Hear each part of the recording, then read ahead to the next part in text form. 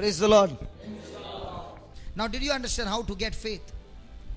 Now, many a times people say, hey brother, how do you know that God is talking to you? Hey, God doesn't talk to me.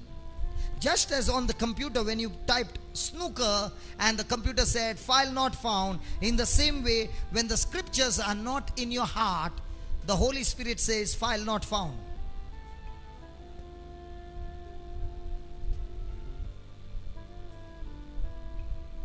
So do you need to install this software called the Bible? You don't install, it doesn't operate. Might be it will operate in the beginning because of somebody else's faith.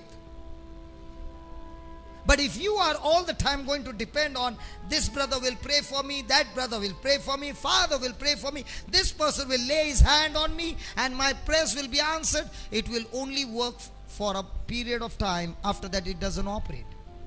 Because when you are a baby, God will comfort you. God will strengthen you. But if you decide to remain a baby all your life, God is not going to do that. He wants His children to grow. And how do you grow? You grow by operating more and more in love and faith. Praise God. Did you get up till here? Hello? We are going to see some incidents in the Bible and see how these people who operated by faith and got their healing, got their miracle. Praise God. Did you understand up till here? Yes. So what is faith? Faith is my confidence that whatever God said He will do, He will surely do it. What is faith? Faith is my confidence in that evidence of what God said. I am no longer based on physical evidence, I am based on spiritual evidence. Example, I committed a murder and you are in the court of law and you are the judge. Here is the lawyer, two lawyers. One lawyer says, my lord, my client never knew the one who was murdered. The other lawyer says, my lord, it's a lie. I want to show you something. And she brings out the envelope, and in that envelope are all photographs of mine and the person who was murdered. Then my lawyer says, listen my lord, on the day of murder my client was not in this place, and the place that he was murdered, that place he has never seen in his life. Again this lawyer says, my lord, it's a lie. She takes out another envelope and there are the fingerprints matching all over the house, even on the weapon that was found. Now, they are all arguing and you are the judge. So I tell you, did you see me committing murder with your eyes, judge? No, nobody saw it. Conclusion, then you cannot sentence me to imprisonment. What would you do? Hey judge, what will you do? You will say, yes, I did not see. Yes, nobody saw. But we got evidence. We got evidence against you, and that proves that you committed murder, right?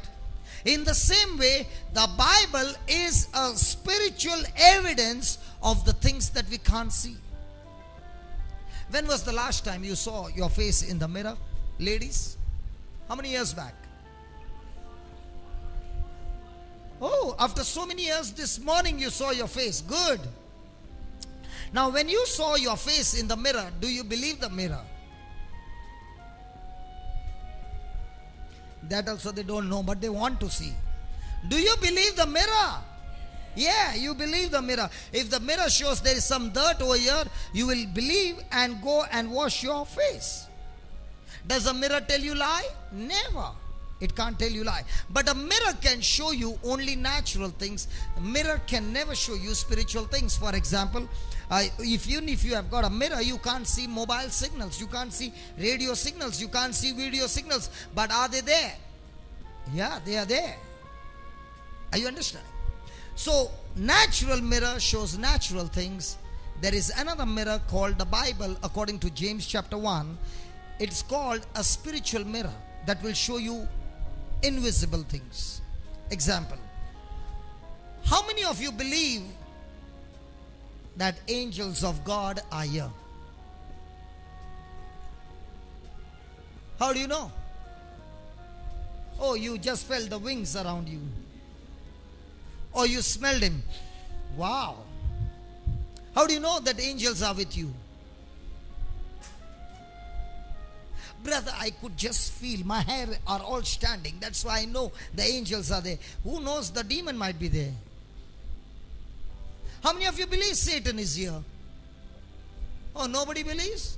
100% Satan is here. How do you know, brother? Because it's written in the Bible. Jesus gave us the parable of the sower and the seed. When the sower goes and sows the seed, the birds came quickly. Satan comes at once. When the word of God is being preached, Satan comes at once. He does not delay. He comes at once. Why? To take the word out of your heart. How do you know that there are angels over here? God has put his angels charge over me. Now, do I have evidence? Yeah. Not natural evidence, I have spiritual evidence. And based on that spiritual evidence, I am confident. I am assured, I am sure that what God has said in his word, even though I can't see, I have made my mind in believing what God has said he would do. That's called faith. Praise the Lord. Now, faith is the substance. One translation gives, faith is the substance. Now, all those who are sitting on a chair, you will agree with me that the substance used to make this chair is plastic. With the same substance, we have different things that can be manufactured. But the basic substance is plastic. In the same way, faith is the substance by which you can create things. Spiritual things, you can create it and bring it into natural things. Just to construct this building, you require raw material. In the same way, to transform or to change spiritual things into natural things, you require a material, and the name of that material is called faith. And where do you get this faith? Faith is that material that is stored in the word of God. Did you get up till here? Hello, did you get up till here? Now, this substance called faith, where do you think it is stored in you? That's why I'm asking you again and again. This substance that is called faith has to be stored in you, right? Where do you think it is stored? In the heart. And where else? Never in the mind. Because in your mind are your five senses. In your mind are your reasoning. In your mind is your will, is your consciousness. All this is in your mind. But in your heart, none of your senses are connected. The only connection in your heart is your faith. Praise God. I'll ask Father to give me a chance to preach on spirit, soul and body, and that's the time you will begin to understand how the power will begin to flow in your life too. Praise God. Praise God. Praise God. Hallelujah. Hallelujah. So the Bible teaches us in Romans chapter 10 verse 8 that the word is near you. It is in your heart and in your mouth. I think it's in your mouth and in your heart. Just check out which one is first. We should not change the order. Romans 10 verse 8. Romans 10 verse 8. What does it say? The word is near you, on your lips and in your heart. Okay. It's in your lips or it's in your mouth and in your heart.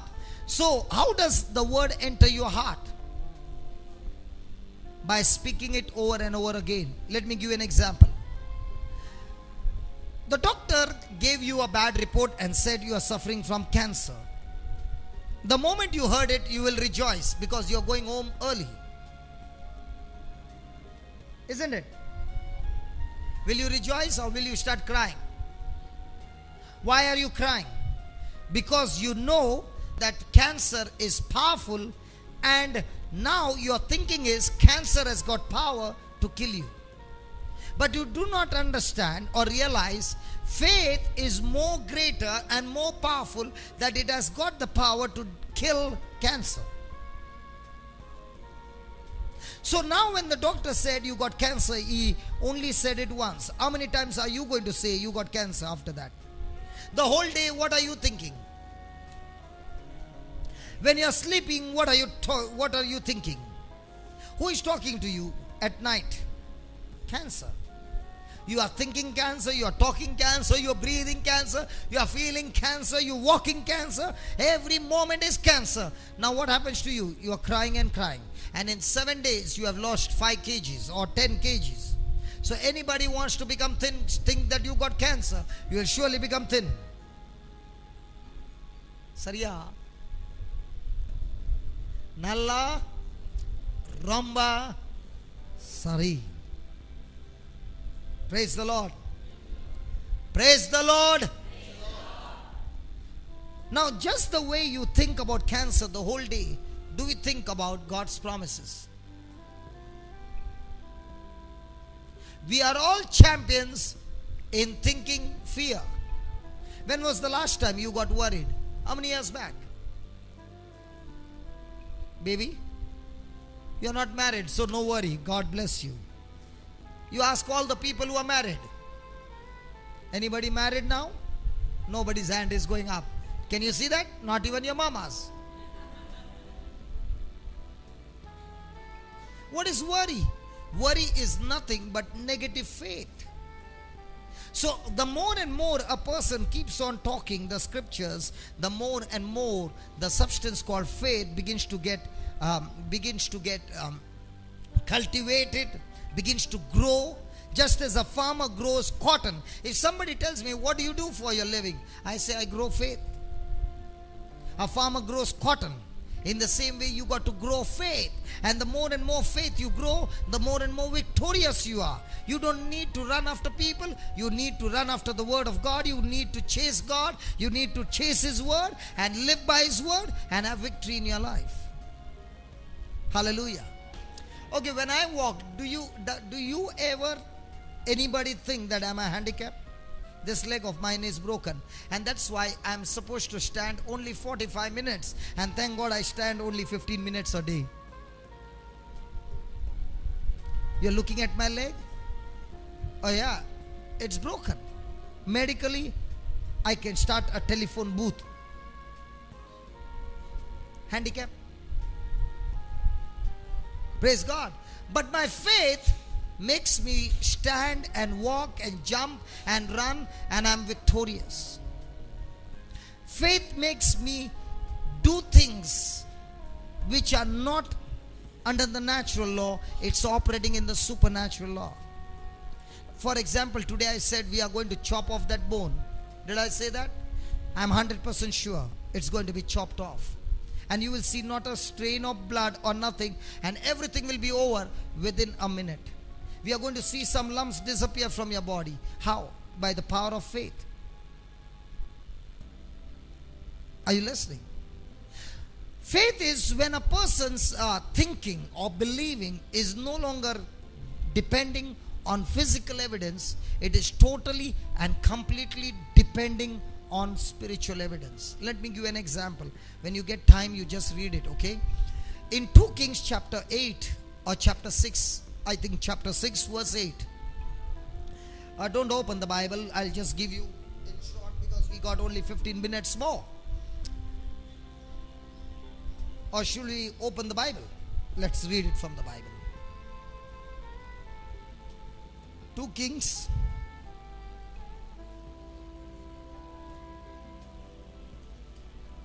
chapter 6. Okay, here we go. Then the king of Syria warred against Israel and took counsel with his servants, saying, in such and such a place shall be my camp. And the man of God sent unto the king of Israel, saying, be aware that you pass not such a place, for there the Syrians are come down. They are waiting to kill you. And the king of Israel sent to that place which the man of God told him, and warned him off, and saved himself there, not once, not twice. Therefore the heart of the king of Syria was so troubled for this thing. And he called his servant and said to them, Will you not show me which of us is for the king of Israel? And one of his servants said, None, my lord, O king. But Elisha, the prophet that is in Israel, he tells the king of Israel the words that you speak in your bedchamber. And he said, Go and spy where he is, that I may send and fetch him. And it was told to him, Behold, he is in Dothan. Therefore he sent there horses and chariots and a great host. And they came by night and compassed the city about. And when the servant of the man of God was risen early and gone forth, behold, an host compassed the city both with horses and chariots. And his servant said unto him, Alas, my master, what shall we do? Praise God. In this particular passage, you see that the army has surrounded the man of God, the prophet of God, and his servant. They surround the city by night. And when the servant gets up in the morning and he looks out, he sees the army has surrounded him. And what do you think must be coming into his mind? Did any of those people speak to him? Hello? Did anybody from the army speak to him? No. But what is he saying? He has already made up his mind that he is going to be killed. And he goes to the man of God and he says, What shall we do? It's over. They are going to kill us. Now, where did he get this fear? He got this fear by what he saw. So remember, before fear can enter into you, fear should always take your permission. Fear can never enter a person without the person's permission. And that's why the word of God says we should take the shield of faith and quench every fiery dart that comes against us. Before fear can before fear can enter your heart, fear has to take your permission. It has to send a notice to you. And here is a servant who quickly saw the army. He quickly received the message coming from the army, even though they did not speak a word. Your eyes can speak to you. Your five senses will speak to you. Praise God. The next time you are having fear, ask a question. What is it that I heard? What is it that I saw? What is it that I'm feeling? What are those thoughts that are against God's word? It shall produce fear. Now, looking at me about 12 years back, do I look like a time was there when I was a psychiatric patient? Do I look like? I went through that because I was a person who went into depression. I had so much of fear that I could not enter from one room to the other room. Even to take bath, my wife had to stand at the door with the door open to have bath. I'm talking to you, has anybody reached that state? Not at all. I want to tell you this because it is from that state when the Lord picked me up, and it is the word of God that brought faith into me. I would spend hours and hours reading the Bible. Did not understand. I would sit and cry and I say, I don't understand. Come on, who is going to teach me? And the Holy Spirit said, if you spend time with the word, I'm the one who will teach you. And the Holy Spirit began to teach me 12 years back. And within 2 or 3 months, I was already casting out demons. I was already praying over people and people were being healed. How did it happen? Faith comes by hearing and hearing the word of God. Fear also comes by hearing and hearing the words of the devil or anything that is contradicting to God's word. Now the servant saw. Now listen. Same situation.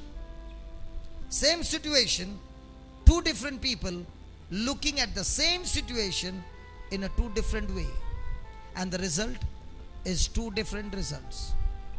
So every day of your life, you are going to face troubles. You are going to face your enemy. You are going to face crisis. If anybody told you by coming to this retreat your problems are going to be solved, that's a lie. Problems are going to be there. Troubles are going to be there. Storms are going to be there. But the question is, how much have you changed your thinking? And if your thinking is in line with God's word, Praise God. You will be conquering over that problem. You will have victory over that problem. But it all depends on you. That's what we learned.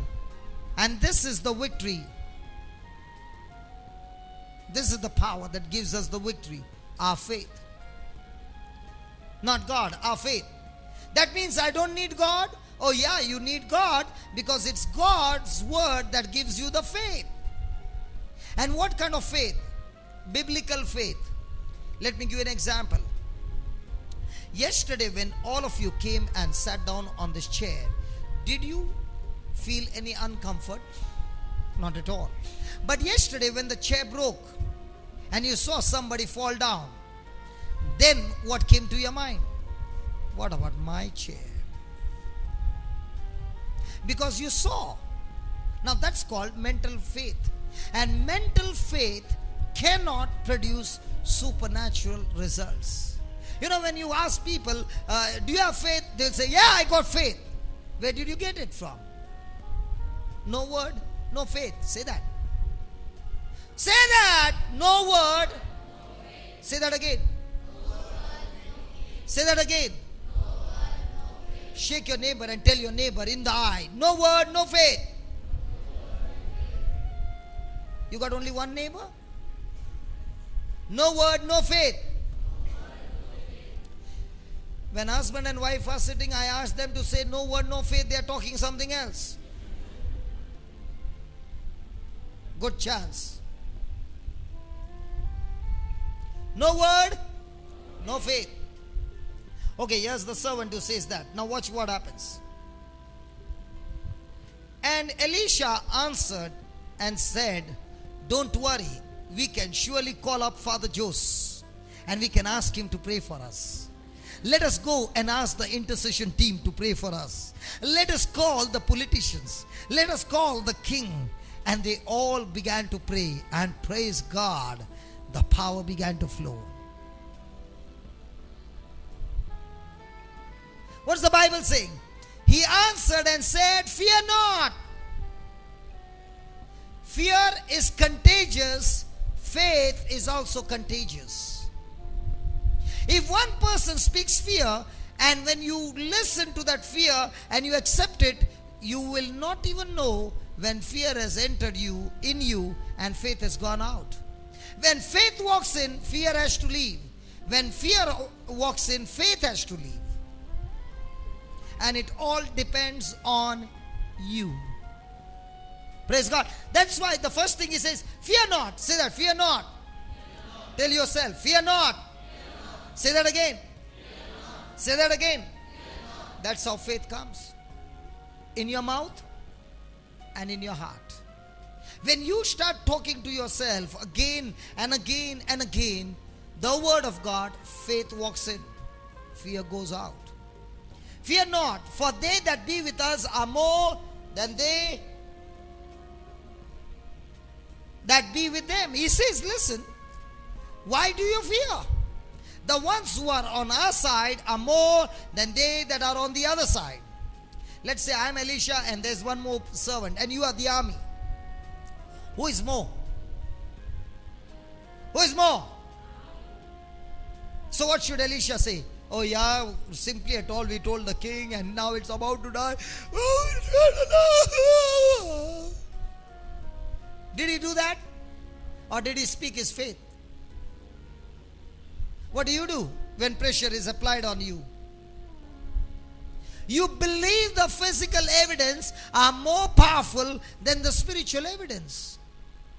And that's why you operate in fear. And here is the man of God who has no physical evidence, and yet he says, listen, the ones who are on our side are more than they are on the other side. And Elisha prayed. Say that, prayed. Say that, prayed. Why do you pray? You pray to ask God to interfere in your day-to-day life. That's prayer. Please understand, God has given everybody the liberty. He will not interfere in anybody's life. Prayer is inviting God to interfere and get into my situation and get me out of that situation. That's prayer. So he prayed and said, Lord, I pray thee, open his eyes that he may see. That means the servant was blind, huh? He was spiritually blind. And now watch this. And the Lord opened the eyes of the young man, and he saw, behold, the mountain was full of horses and chariots of fire round about Elisha. And when they came down to him, Elisha prayed unto the Lord and said, smite this people, I pray thee, with blindness. And the Lord smote them with blindness according to the word of Elisha.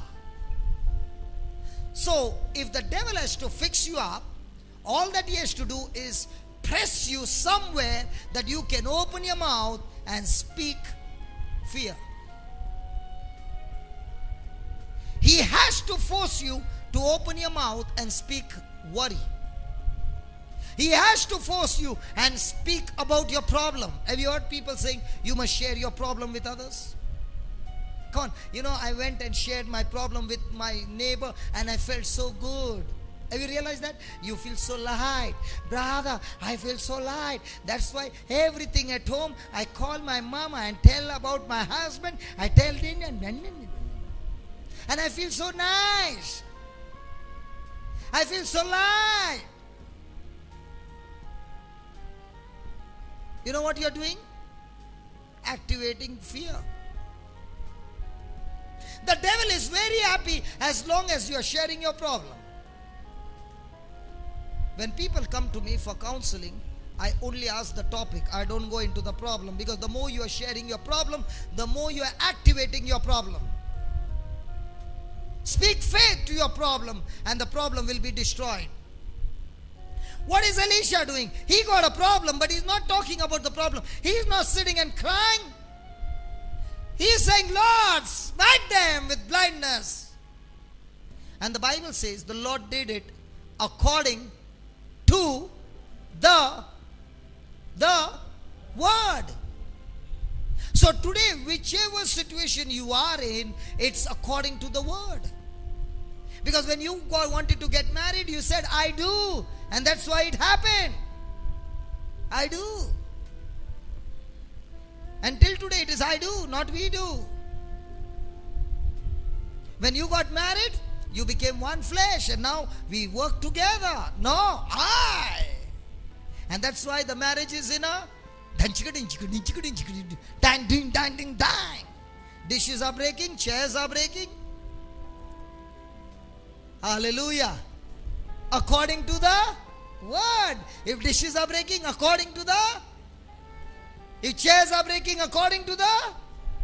If teeth are breaking, according to the. Everything happens according to the word. So what words are you going to speak every day? The word of faith or the word of fear? No. Did he have any physical evidence? No. Only spiritual evidence. What spiritual evidence? He had seen with his eyes Elisha being taken to heaven by angels. He knew that God has put his angels charge over us. How many of us believe that? I'll tell you, I've got guns on my chest for preaching the gospel. And I've gone in and come out victorious, taking God's word.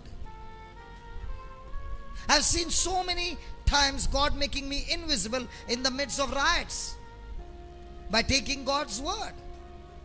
I've seen supernatural things happening. How many of you know about a man named Raj Kumar? An actor named Raj Kumar. Do you know that? Kannada hai? Tamil wale loko nahi malum. I've not seen how he looks, but there is a film actor.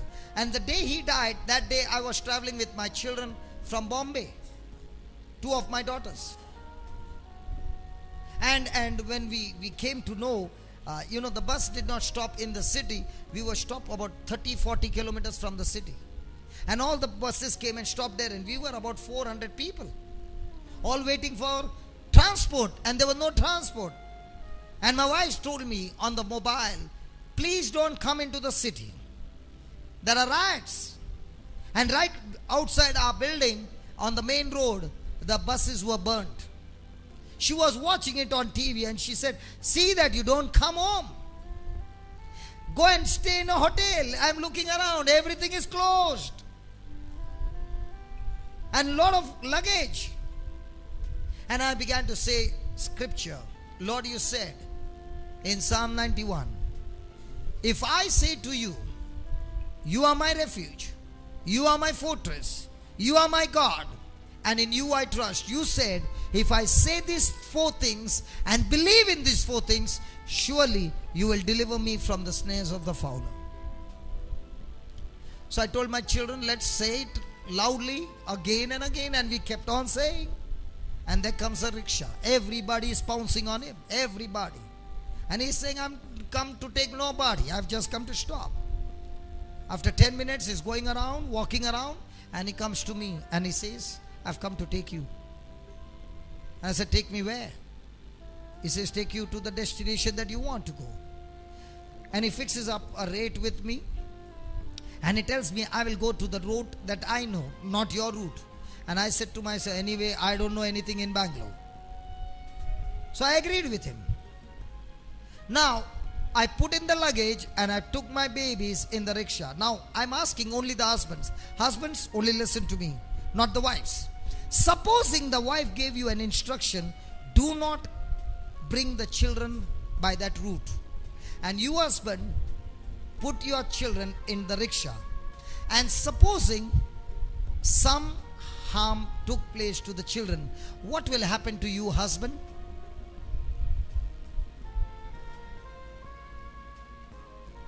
Brother, gone, half murder. I remembered that, and I called up all my brothers and sisters in different places, and I said, let us pray only this scripture. Psalms 91 verse 2 and 3. I don't want you to say anything else. Let's fix on what God said in His word. And every one of us were praying, and we were only praying this: Lord, you said, when I call you, you are my refuge, you are my fortress, you are my God, and in you I trust. You said, surely you will deliver me from the snares of the fowler. And as we began to say, the rickshaw began to go through the city, and we found all the rickshaws are stopped, but we were traveling. Not a single stone, nothing at all. And the Bible says, and when I reached my destination, my wife asked, how did you manage to come in? I said, Psalm 91 verse 2 and 3. And what does it say? He will not only deliver you from the snares of the fowler, He will cover you under His wings. You know what it means? When we were traveling, we were under His wings. We could see the enemy, but the enemy could not touch us. That's called faith. Just like Elisha spoke the word and God manifested His glory, in the same way, when you and I speak His word, God will manifest His glory. Praise the Lord.